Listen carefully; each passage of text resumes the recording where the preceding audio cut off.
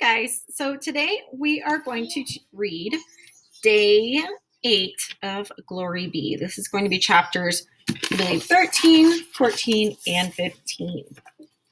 So when we left off, Glory had written her letter to the editor about how the community pool should be open and they should let everybody in because it's not fair to close it to try and keep people out, and it's not right. So we're going to read the next couple of chapters. You just have day 8 this week. So we're going to read these 3 chapters together.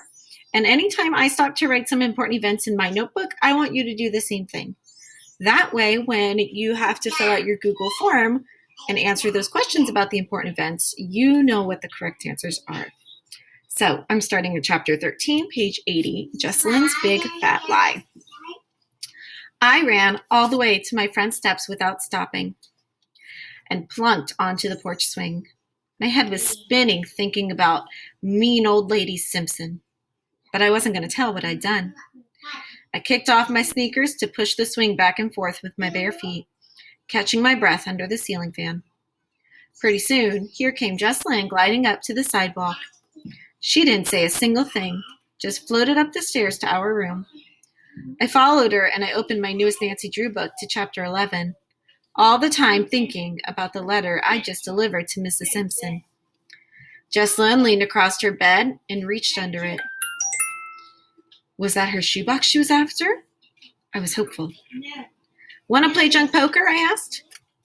But she'd already pushed the box back under her bed and was headed down the stairs. I told you, that's a baby game, she called back. I cleaned out my box. But I had seen Jessalyn slip something inside, so as soon as she was gone, I peeked down the hall to be sure she wasn't coming back. I shut our bedroom door and then sneaked out her junk poker shoebox. I held my breath, hoping my big sister hadn't forgotten something. I untied her box's ribbon, ignoring the keep out and private, this means you notes taped to the top. Yep, she dumped out her old junk all right. But she'd saved a library card with Robert Aaron Fox's name on it. Big as life and stamped today, June 26, 1964. My heart was beating like nobody's business when I put Robbie's library card back and quickly shoved the shoebox under the bed. I marched downstairs, sat myself on the sofa, and pretended to read Jessalyn's movie magazine. No one seemed to notice me. I'll be back before dark, Jessalyn was saying to our daddy.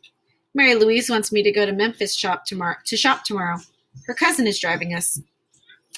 Can't you find what you need here in town? The idea of you going off to Memphis. His voice drifted.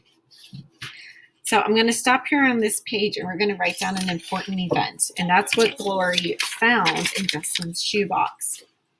So the important event that we are going to write, I grab my pen. There we go. Is that Glory found Robbie's library card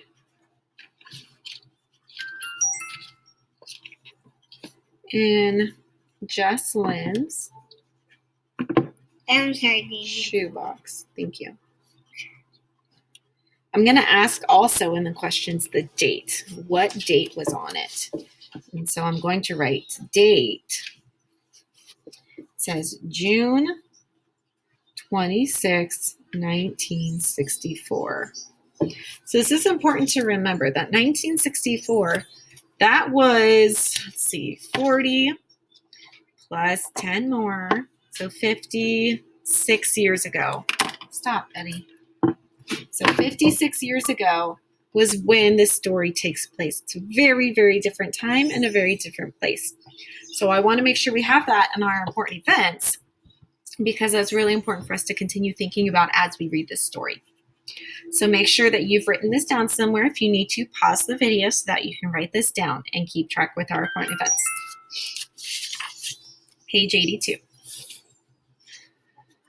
His voice drifted off, and he soon stared out the window across to the church. Looked to me like he wished he was someplace else. Someplace he could turn to the good book for advice and not worry about his daughter wanting to spend tomorrow shopping for fire batons bathing suits, and party favors in Memphis, Tennessee. Can I go with you? I asked. You're not invited, Glory, Jessalyn said, clamping her teeth together. I've never been anywhere. I need a new bathing suit too. Can I come? I asked. Oops, Charlene, careful.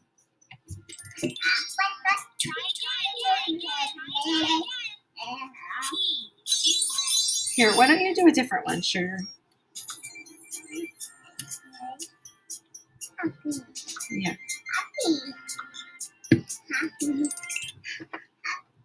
Hold on. Babe, do this one. Go sit down, please. Careful. Sorry. Charlotte and her iPad.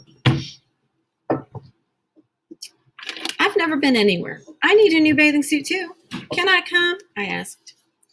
Glory, you may not go to Memphis, our daddy said. That's that. Then he looked hard and long at Jessalyn. And you, young lady, I'll think about letting you go if you'll be home before dark. Yes, sir, Jessalyn smiled at Daddy and then gave me one of her looks. But I wasn't giving up that easy. If you let me go, Jessalyn and Mary Louise could help me get things for my birthday party in case the pool opens back up.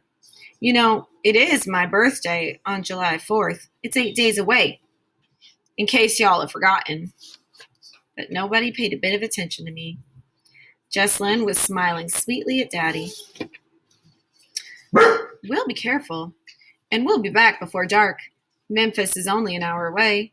Can I please go with Mary Louise? Her cousin is a very good driver. And since I was the only living soul who knew a thing about a boy in town asking Jessalyn to ride someplace all by herself in his car with him, her daddy thought only for a minute longer before he said yes.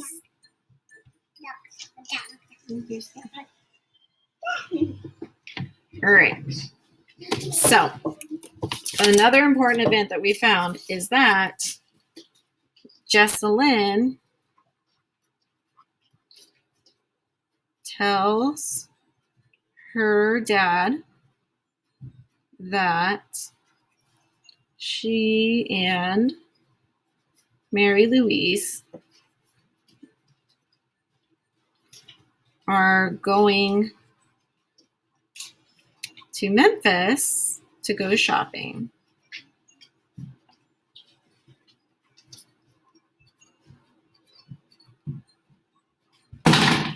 Charlotte Rose, put that on the couch. So those are our two important events so far. So that Glory finds Robbie's library card in Jessalyn's shoebox, and the date on it is June 26th, 1964. And Jessalyn tells her dad that she and Mary Louise are going to Memphis to go shopping. What do you need? Nothing. Okay, go sit with Charlotte, please, or go play. I'm doing Where work. are your other questions? Because I haven't written them yet. I'm doing work. So, these are two important events for this chapter, and I want you to stop and make a prediction and think to yourself what might happen next. We know that Jessalyn is probably lying to her dad because Robbie had asked Jessalyn to go with him in the car to go driving somewhere to see something about Elvis. But Glory's the only one who knows that. So I want you to make a prediction about what you think might happen next. And then we're going to start chapter 14, trying to breathe under a blanket. By 11 o'clock the next day, Jessalyn had been up and down the stairs all morning, turning this way and that in front of the front hall mirror, ignoring me. I was in the kitchen with Emma, where it felt like a zillion degrees.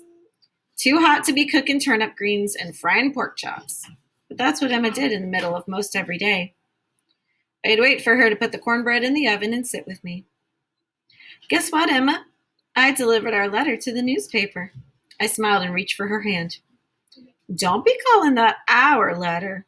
She pulled her hand back and picked up a stack of napkins to fold. Just 'cause I helped you with a few words. She shook her head. I sure hope you don't get your daddy in trouble. Now this mess of Jessalyn going to Memphis shopping. Emma stood up and started banging pots and pans and singing about gathering at the river, a sure sign that she suspected something. Is Daddy coming home to eat with us? I asked. Brother Joe's over at the church. Been there since after breakfast working on his sermon. I suspect he won't come back for his usual noontime meal and nap today. You aren't going to tell him about my letter, are you? I'm not mentioning that letter to anybody, Emma said. But I'm worried about you, your sister. She needs to be careful running all over God's green earth like that, especially now, this summer, with people all riled up about outsiders and northerners and pools closing. I shut up about my letter, and pretty soon, here came Jess Lynn, dressed up for her fake shopping trip. Emma pointed her one spoon at Jess Lynn's skirt. You going out of the house in that? It's the style, and I like it. Jess Lynn spread a large napkin over her new plaid skirt and picked up a piece of hot cornbread. I sat at the other end of the kitchen table, pretending to read every single word on page 46 of The Secret in the Old Attic. Emma said, That style is almost hiked up to your underpants for the whole world to see. You need to go find something else to wear. Jess Lynn didn't talk back to Emma, but she didn't go upstairs and change either. Watch yourself today is all I'm saying. Memphis is a big place. Emma started washing and drying her glass measuring cups. She was pressing on them so hard, I thought that they might break. Jess Lynn smiled, holding her lips together. Don't worry. I'm old enough to take care of myself. Besides, I'll be back before dark. Please stop. Put it on. She fiddled with the bracelet she just clasped around her wrist, and then flipped it towards me like she knew how much I'd love my own silver bracelet filled with little charms.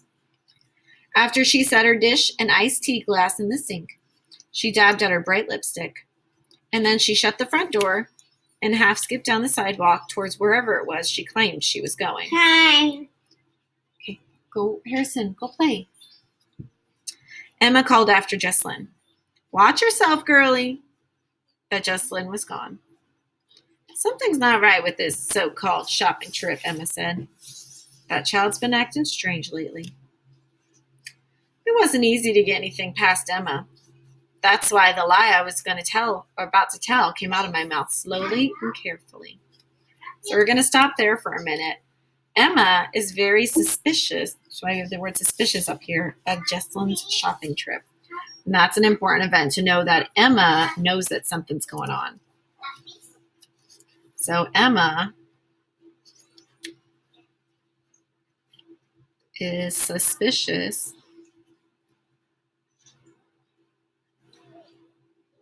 of Jess Lynn's shopping trip.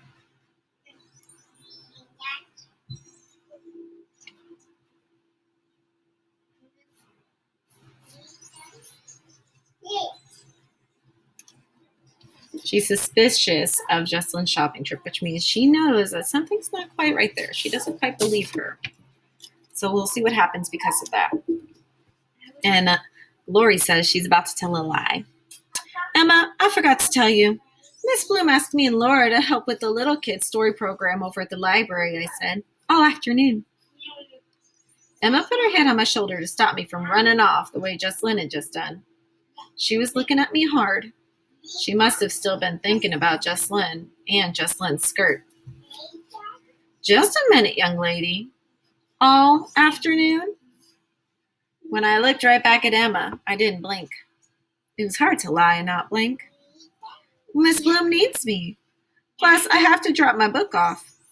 I took a deep breath and told my heart to stop beating so fast. I shook loose from Emma's hand. She'd never come looking for me at the library. Come to think of it, Emma had never stepped foot in our library. Gotta go. The screen door slammed behind me. Sorry about the door, I yelled back. Phew, I'd escaped without Emma figuring out that I was not going to be spending the day at the library. So our next important event is that Glory tells a lie to Emma. Glory lies to Emma and tells her she will be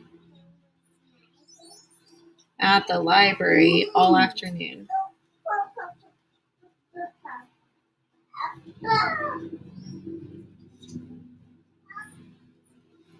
And this is important because it tells us on the same page that it's really hard to get a lie past Emma. She's very easy to pick up on things like this, and she gets very suspicious. That's why Glory had to think really careful about what her lie was going to be. And now we have to figure out why she's lying and where she's actually going to go. I looked up and down Church Street. No Jesslyn. And then I caught a glimpse of a red plaid skirt sashaying down the shady side of the street by the library. Jesslyn was prissing like she owned the world. I ducked behind a wide pecan tree, and I watched a gold Plymouth station wagon stop in front of her. A black wavy ducktail haircut and an arm hanging out the window told me what I'd already suspected. Jesslyn was running off with Robbie Fox.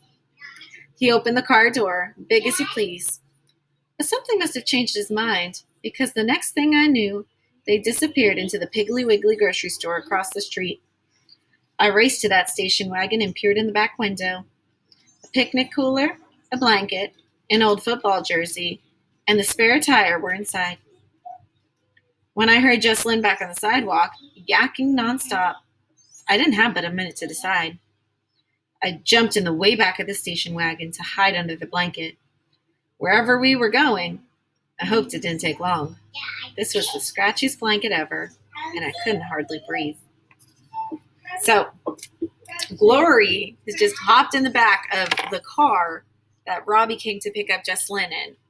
And she didn't think much about it. She didn't think through her plan. She just saw them coming back out of the store and jumped in the back of the car and hid under the blanket. That's a really important event. So, Glory jumps in, or I shouldn't say, Glory hides in the back of Robbie's car when he picks up Jesslyn. So Glory hides in the back of that car, back in Robbie's car, when he picks up Jesslyn. If you need to pause the video and to write down these important events, pick it up a little bit so you can see more. If you need to pause the video and write these down, I would do that right now. We're about to start our last chapter for today, chapter 15. And I want to make sure you have all of these important events written down. That way you are ready for your Google form questions at the end of this next chapter. So take a second, pause the video if you need to, and write all of this down on a piece of paper somewhere. That way you've got it and you remember. Chapter 15, hot, squished, and itching. So we can see the whole thing. We were riding fast. The radio blasted that new Elvis song Jesslyn had played a zillion times on her record player. Something about suspicion. I kept quiet and rested my sweaty forehead against the picnic cooler. I heard Robbie say, "Glad you thought of getting something cold to drink for the ride. I brought my camera to take your picture in front of the house." But I kept still, barely breathing. "I saw you practicing football," Jesslyn said after a while. "Everybody's saying you were the star back where you moved from. Why'd you leave?" "It's complicated," he said. "And private. Promise you won't tell?" I got a worried feeling in the pit of my stomach, like I'd eaten something rotten. Then somebody must have clicked the radio off, because all I heard was the sound of wind whooshing through the windows and then shaking the ice in their coats. I managed to hear Jesslyn say, "I'm good at secrets. Preacher's kids hear lots of stuff. Daddy has taught us not to gossip." Yeah, well, he might have taught Jesslyn, but I still had work to do on that lesson. At first, Robbie didn't answer. I listened hard into the whooshing wind and the rattly Coke ice. And then Robbie's words tumbled out, loud enough for me to hear. "I promised my aunt I wouldn't tell this. She doesn't want everybody sticking their noses in our family's business." Robbie got quiet again, and finally said, "If I hadn't come to live in Hanging Moss," Robbie struggled with his voice, then managed, "I might be in jail." Jail?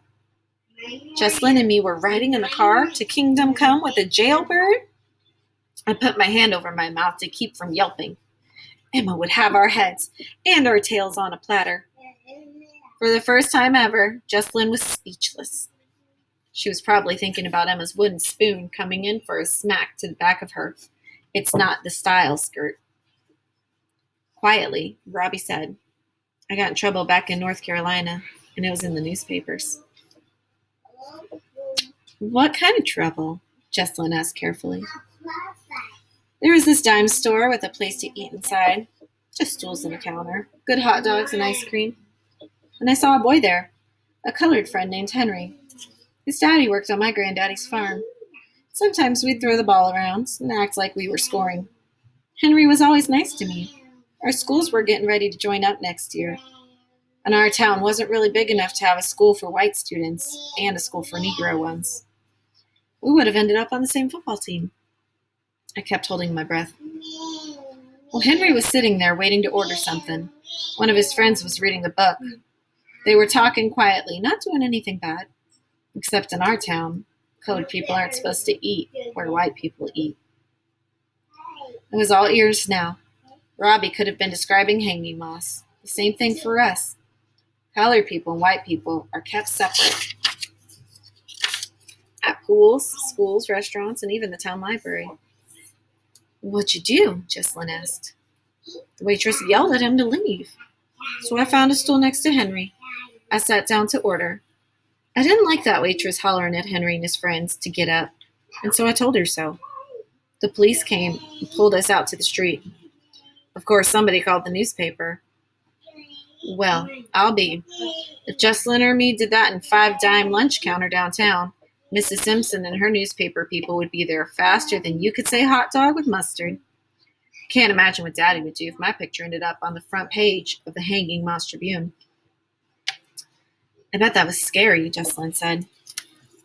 I'm not sorry that I did it. It was scary, though. The police hauled us off to jail. I stayed there till my stepdaddy came that evening. I'd never done anything bad before, so they let me go with a warning. After that, Mama sent me here to live with my aunts.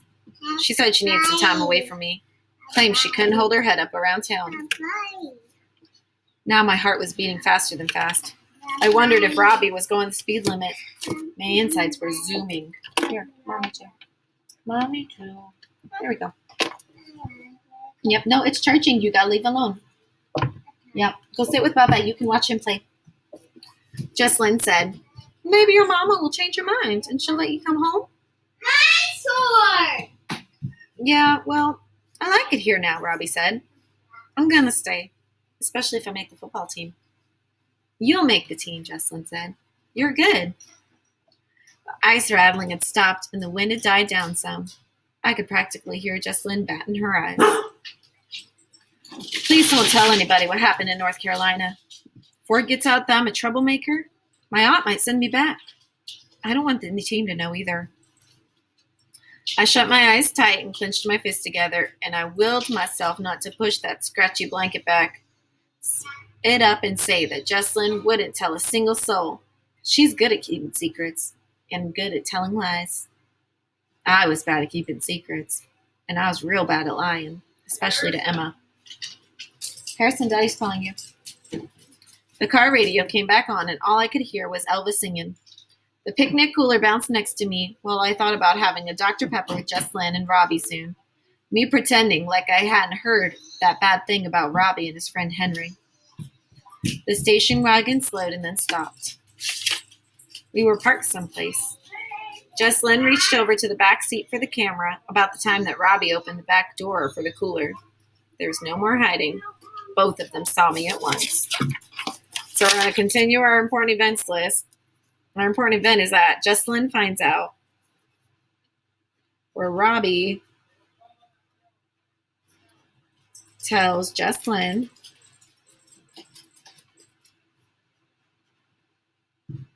that he was in trouble with the police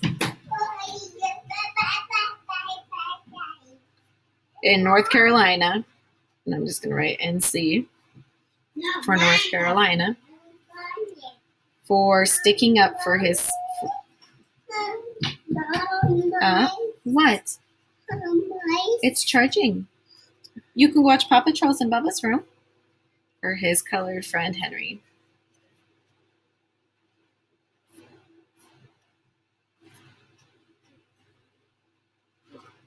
I put it in quotes because that's what the book says. It says, "Oh, my colored friend Henry." So we're going to put that in quotes so that we know that's where it came from. Sure, no, go on. And that's an important event. Charlie, stop it. Go. Crazy girl stealing my stuff. All right, so now it says that Robbie and Jocelyn have discovered that Glory is hiding in the station wagon. So Robbie and Jocelyn find Glory hiding in the car. Remember, if you need an extra second to write this down, make sure you pause the video, get this written down, and then press play to join me for the rest of the chapter. Both of them saw me at once. Jocelyn looked like she'd seen a ghost. Glory? What are you doing? How did you get back there? She stormed out and slammed her car door and stood up next to Robbie. She reached over and grabbed my wrist. Squeezed it so hard she could have given me a rope burn. I twisted away and shut my mouth up tight. My sister was as mad as a hornet. Have you been spying on us? I wanted to see where y'all were going. That's all. I glared at my sister. I double dog dare you to fuss at me. You're not supposed to be here any more than I am. Isn't it shopping in Memphis with Mary Louise fun? When I looked over at Robbie, he had his jaw clenched tight. Stay in the station wagon, Jocelyn hissed, and stay quiet.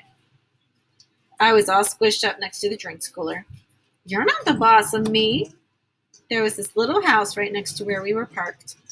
Where are we? What's that broken down shack over there? You'll never know, Jocelyn said.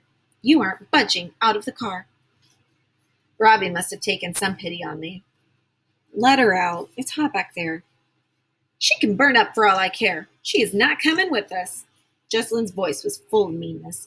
And you'd better not tell. I mean it, Glory. Robbie grabbed the cooler and followed Jocelyn up the cracked sidewalk. She leaned over, pulled up a handful of grass from beside the front step of that little house by the road, and stuffed the grass in her back pocket. I sat in the station wagon, hot, squished, and itching to get out.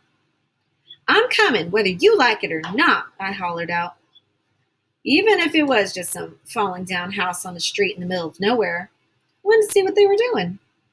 When I stepped on the porch steps, it felt like the whole house would cave in. Where are we? Not far from Hanging Moss, if you knew anything at all. This is Tupelo. Elvis lived here when he was a little boy. Jocelyn hugged herself like this was as good as meeting Elvis himself. I mean, this place was downright pitiful, and Jocelyn was acting like it was a palace. I looked around. If this was Elvis's house, you'd think it'd be a little fancier. Nothing but dead bushes and a cracked window. What'd you expect? Big iron gates? You don't know anything, Glory. Robbie pushed back his black hair that was combed just like Elvis's in the picture Jocelyn kept taped to the mirror in our room. Elvis wasn't rich when he lived here. Not that many people know about this house, Robbie said.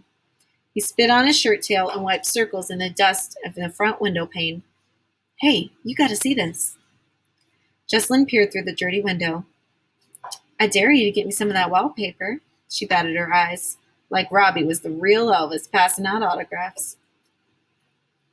I'm going to go around back to break in. He jumped off the low porch and disappeared. Jocelyn pulled me down the front steps. Don't move, she said. She followed Robbie around the corner of the house. I rubbed my hand across the splinters on the steps, picturing Elvis being a little boy crawling around on this very porch.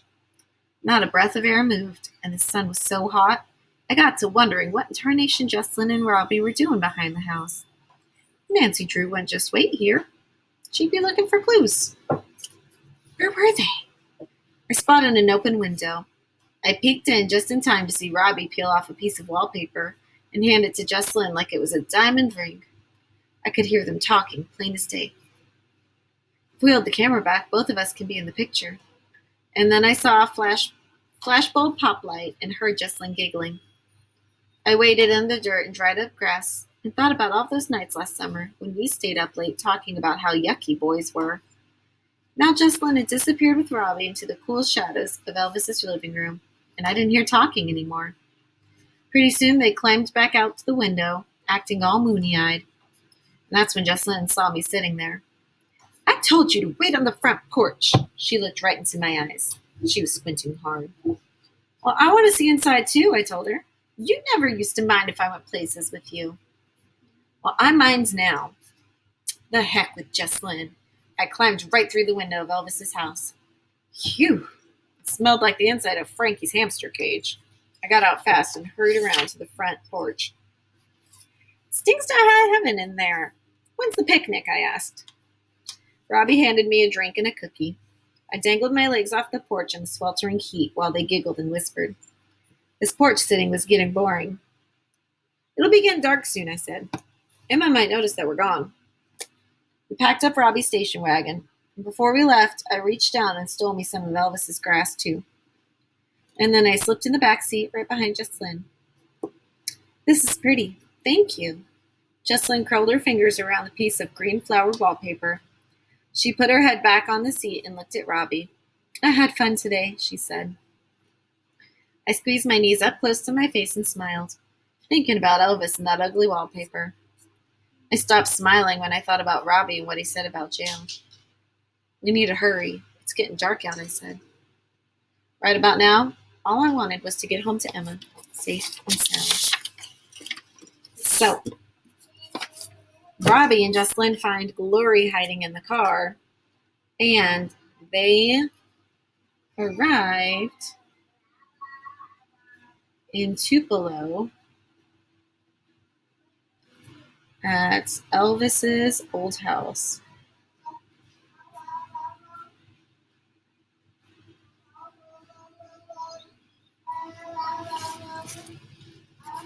So these are our last three important events. So all together, you should have 1, 2, 3, 4, 5, 6, 7, 8.